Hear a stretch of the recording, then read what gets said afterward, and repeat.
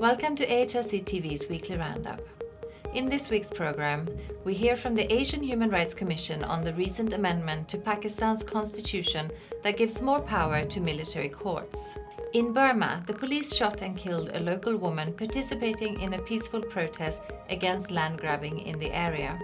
The government of India is forming a habit of delivering politically charged declarations that show a move away from due process. Bangladesh erupts in violence as the government in power cracks down on the opposition's right to assemble. We end with special coverage of the presidential elections in Sri Lanka by Basil Fernando. Welcome to AHRC TV's weekly roundup. I'm Josephina Bergsten. We begin in Pakistan, where the government, including the parliament, has succumbed to military pressure and unanimously passed constitutional amendment allowing military courts to summarily try suspects of terrorism. This move is touted by the state as a necessary evil to counter terrorism, but it may be unconstitutional.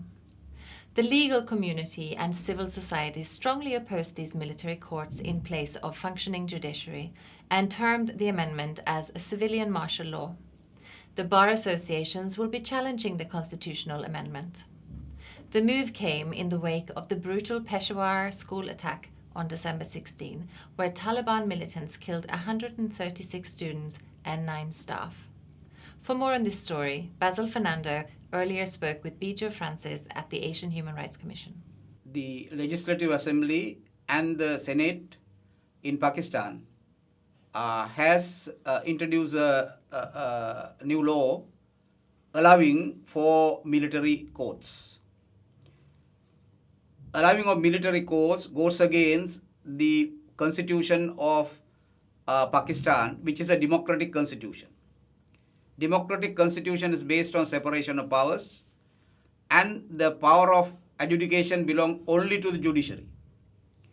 Now, by allowing the military into it, it has enlarged the powers of military, which has only the right to protect the country from outside forces. Referring to the Indian experience in this context could be very useful. Could you comment on how the Indian Supreme Court dealt with this issue? The question of basic structure doctrine was decided very affirmatively by the Supreme Court of India on 2 separate occasions. On both occasions, on the first, they laid down the principle, and on the second occasion they improved it. And the second occasion was a watershed event because it involved the then Prime Minister of the country, Indira Gandhi. In essence, what the court said was that the basic structure implies that the structure of the Constitution warrants for the supremacy of the Constitution, the independence of the institutions, and the democratic state or the nature of a democratic state and the secular nature of the state and so many other things as well. But the foundational aspects were the 3. So what the court said in essence was this, that no matter what power and what excuse that the parliament wishes to pose, it cannot go ahead with an amendment which alters the basic structure of the Indian constitution, which also in that sweep takes the independence of the judiciary. What has happened in Pakistan by constituting a military court is this, that it abridges the foundations of fair trial, which is, I'm certain, is guaranteed under the Constitution of Pakistan. When a military court is established, it takes away the presumption of innocence of a person. It takes away the basic principles of fair trial, which is guaranteed for all accused in a criminal justice process in Pakistan. So what has happened is that the Parliament of Pakistan has not just amended the constitution, it has rewritten a part of the Pakistani constitution, which exactly is what the Indian court said, that the Indian Parliament, no matter what authority or what majority it has, it does not have the right to do an act of the Parliament by which it rewrites parts of the constitution, so which goes against the basic structure of the constitutional framework. Although the Pakistan Parliament and Senate says this is an amendment to the Constitution, in fact, it is not an amendment to the Constitution. It is an amendment to democracy. It is subversion of democracy. And we hope that this will be challenged in courts, and that courts of Pakistan will reassert the premise that only the courts could adjudicate and the military has no power to adjudicate. In Burma, 57-year-old Do Kin Win was shot and killed by police during a peaceful protest on December 22nd.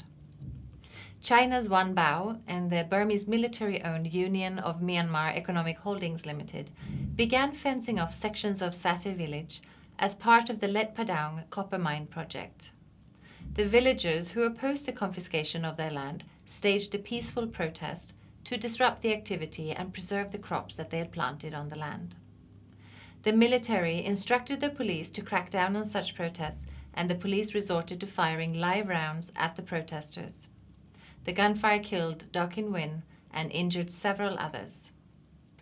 The following day, December 23rd, protests resumed and police resorted to firing rubber bullets at the protesters. Do Kin Win's family opened an inquest case in the Salingi Township Police Station regarding her death. The post-mortem confirmed that she had died from a gunshot to the head, but did not provide any information that could be used to identify the weapon, the shooter, or the range at which she was killed. The Salingi police station commander promised to open a case after an autopsy. However, on January 3rd, he refused to open the case lodged by the victims, stating that he needed higher authorities' permission to do so. The injured survivors did not seek immediate medical treatment because they believed the police would be waiting to ambush them at the hospitals. Additionally, many villagers have fled their homes because of the violence and threats by local authorities that the village would be burned down. Earlier, we spoke to Burmese human rights defender Min Lwin O about the case. 2012 to 2014, it's continuously strike happened in this area, but not seriously. Farmer strike happened in 2012. At that time, so many monks and villagers sitting in front of the one-bound company, and then they protect the land grabbing. At that time, Myanmar police force shooting the fire bombs, fire guns, and then so many monks, they are wounded. And then second time, and then so many villagers also protest against the land grabbing. At that time, one of the farmer died. Around 10 farmers are seriously wounded. Some of them rubber bullet, some of them real bullet wound. Because of Lebanon copper mine, it's very important for Myanmar government and Myanmar Economic Holding Company Limited and One Pound Company Limited. That's why they want to confiscate all of the land area for the purpose of the copper mine. We have the law and rule and regulation, so many on, but government didn't follow the law and regulations. And then if they want, they confiscate it forcibly. That is why happen all the whole Burma, especially in Lebanon area. So many farmers, they don't want to compensation money, and then they want their own land. Government also announced in 2015, January 5th, villagers agree or not, they will take action and they will continue to confiscate the land. On the other side, farmers, they are not surrender. They are still fighting to own their land. I think 50% of the landowner disagree to accept the compensation money from the government. The BJP government of India is revealing its willingness to hastily declare anything to be anti-India if it perceives such a declaration may provide political utility. A recent example of this is the government's public response to the sinking of a foreign boat by the Indian Coast Guard. According to the government, the boat, which went up in flames off the coast of Gujarat before sinking and killing all its passengers, was en route to India to carry out a terrorist attack. Home Minister of India declared that the sunk boat was carrying terrorists and explosives from Pakistan. However, the credible information backing this claim appears to be slim and circumstantial at best. Furthermore, there is conflicting information that the boat was, in fact, part of a drug smuggling operation. That the minister representing the government made declarations regarding the guilt and intent of individuals without sufficient proof of process is alarming. The Asian Human Rights Commission is concerned that it's only a matter of time before similar practices are routinely employed by the BJP to circumvent the due process of law. Bangladesh's government is putting severe restrictions on the right to assembly, which is leading to violence across the nation. On December 27th, the government imposed a ban on public rallies of the opposition parties when the main opposition parties called for public meetings to mark January 5th as the Black Day for Democracy. Following this ban, the BNP called for another public meeting in Dhaka on January 5th to demand an immediate, credible election. Around midnight on January 3rd, the police brought more than a dozen trucks laden with bricks and sand deployed on the streets around the office of former Prime Minister Khaleda Zia to impede her from participating in the public meetings. According to the reports, the police also locked the main gate of Zia's office building. Later, the police implemented a ban on all public meetings in the city of Dhaka. Opposition activists protested in many parts of the country, leading to confrontations with police and pro-ruling party activists. The confrontations have in turn devolved into violence involving all parties. As a result, more than 1,000 activists, including senior leaders of the opposition parties, have been detained in the last 2 weeks, and the police have registered dozens of criminal cases in connection with the violence. The Asian Human Rights Commission believes that numerous innocent people have been arrested and implicated in the chaos to be used for extortion or as scapegoats by the police. Finally, we go to Sri Lanka, where the presidential elections have just concluded. For more on the outcome of this election, we turn to Basil Fernando for our election special report. The most important political event since the making of 1978 Constitution has happened today by way of a people's verdict to oust Mahinda Rajapaksa regime from power and to hand over power to the new alliance, which promises the promulgation of all obnoxious clauses of the 1978 Constitution. The people have suffered greatly under the 1978 Constitution. The democracy was undermined, the rule of law was completely displaced, and the power abuse by several presidents had been the experience of people of Sri Lanka. People were at a point where they could trust their political institutions and the legal institutions. But the people themselves have intervened, and therefore it is a day for celebration. After many years of suppression, it is a day of joy for the people of Sri Lanka. And the Asian Human Rights Commission is happy to celebrate this event, but at the same time want to remind some major issues that should be resolved in order to complete this victory. First and foremost, the independence of judiciary need to be reasserted. The way the former Chief Justice Shirani Bandaranayake was dismissed is a slur on the whole history of the Sri Lanka as a democracy and a rule of law country. It is essential that the stooge Chief Justice that was appointed merely to carry out the Mahinda Rajapaksa orders should either resign or he should be impeached. The judicial institutions is what matters to people more than anything else. And now there is a problem about this independence.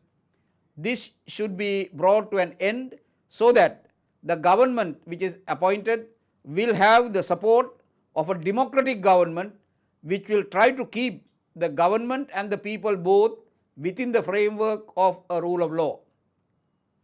There are several other matters where the government has promised, among which we hope that as early as possible the 18th Amendment will be abolished and the 17th Amendment thereby will be revived.